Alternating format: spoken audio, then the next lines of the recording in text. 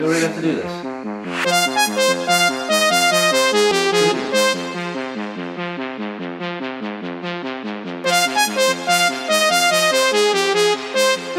Honey, you've got a big storm coming.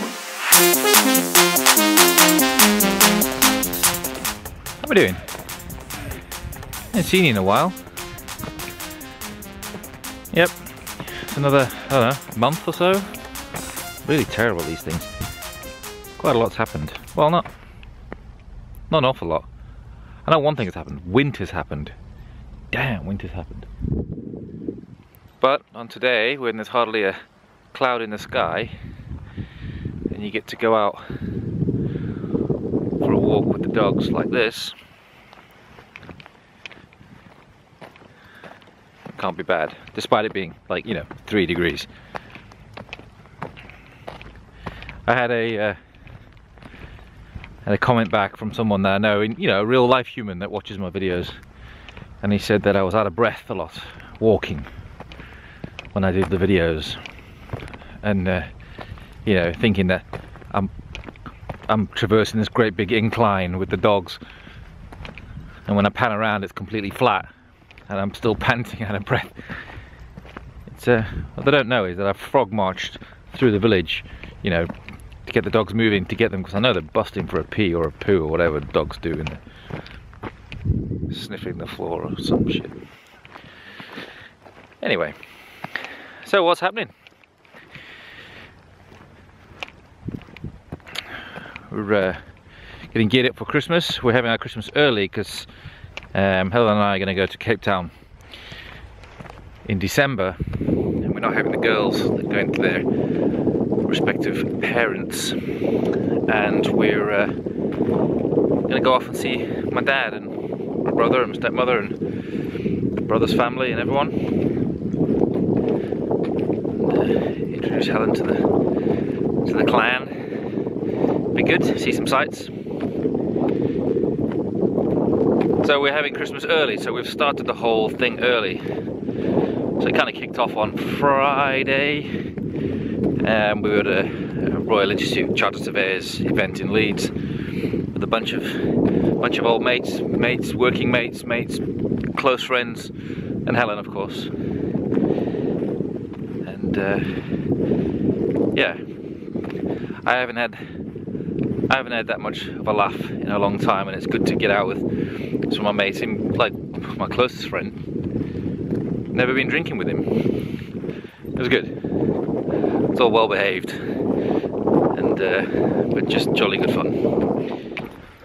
So other things that are going on.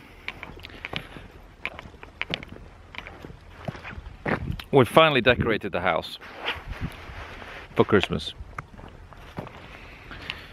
Bought a tree yesterday morning. They're always deceiving, those trees, when you buy real ones, especially when they're already wrapped up, you know, just for convenience, and they use that weird netting over the... Anyway, we grabbed one that looked, you know, a good specimen, and I hiked it into the car with the girls in the back and Helen and blah blah blah. We got it home, put it in its base, unveiled it with a trusty pocket knife, and lo and behold, it's flipping ginormous. It is far too big. But as proud, this light, as proud as Helen and I are, we're not one for defeat. Pruned a bit off the back, shoved it against the wall, and now it's a, you know, a massive feature in the living room. Yeah. Last night we took the girls to Roundhay Park. They had a lantern festival. Essentially a bunch of lanterns on the floor, lit up. There was mushrooms and such, and the dragon, and a whole bunch of like pandas and bamboo, a lot of Japanese music or Chinese music coming out, and it was very good. was a great thing about, and then there was like ladybugs, and like big ones, and some with glasses on, reading books and such. And well, the great thing about that is they can reuse all the pandas and the ladybugs for the nativity play, because you know, if you're gonna take the piss out of an event, you've got to have at least a panda in there, and some penguins perhaps.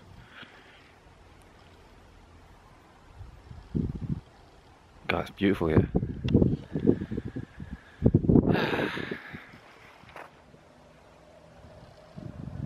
Those guys shouting at each other down there. They're in orange jackets, I'm assuming they're working on the roads. You can hear them shouting, "Pick that up, move it over there, blah blah blah." Like a good mile away. Must have been proper hollering. So, as I said, and this video has been a long time coming, and I've been threatening to do it for ages, and Helen keeps telling me every day, "You need to do that video today." And I was like, yes, I'll do the video. So here's the video.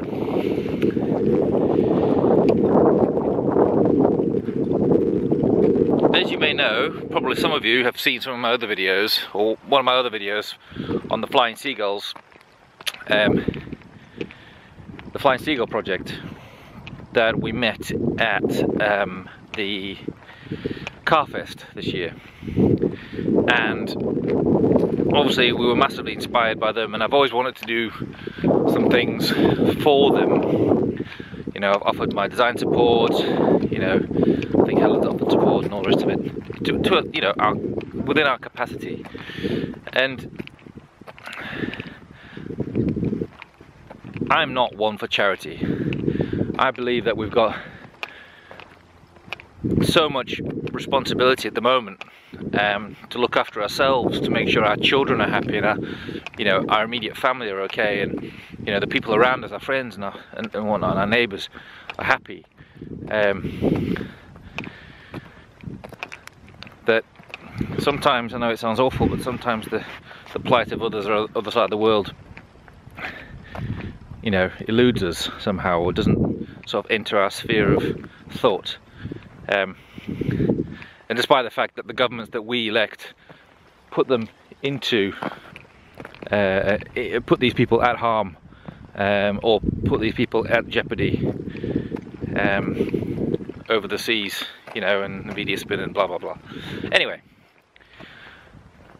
so the Flying Seagull project are a band of patchwork clowns headed up by a chap called Ashley Perrin, or Bash as the kids call him, and they go around the world, and they go to war-torn areas and places where refugees are settling, and they perform for kids, and they teach children how to perform, and they spread laughter and happiness, and they're all very high energy, very intellectual, and jolly good fun. And they speak to, you know, they can communicate at toddlers, and they communicate all the way up to grumpy old bastard men who, you know, probably hasn't smiled or laughed in the last 20 years. And they do a good job of holding everyone to account to make sure that we spread love in the world. So we're planning this trip to Cape Town. I want to do something for the Flying Seagull project. I also, on these long haul flights, I do apologise for the wind if it's a bit shit, it's just picked up. I also, on these long haul flights, get incredibly cold because the blanket they give you on the airlines is rubbish. And so I suggested to Helen, like, you know, you could do with like wearing like a onesie or something, and she went, well, you could wear your unicorn onesie. I was like,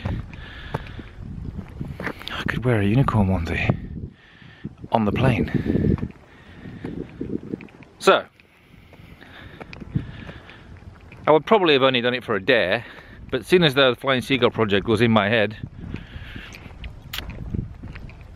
I'm going to attempt to do the entire journey to Cape Town dressed as a pink unicorn. Yeah. Let's see how that goes. So, this is what I intend to wear. So, if you'd like to sponsor me or get involved, links are below. Remember to stay safe. Don't forget to love each other.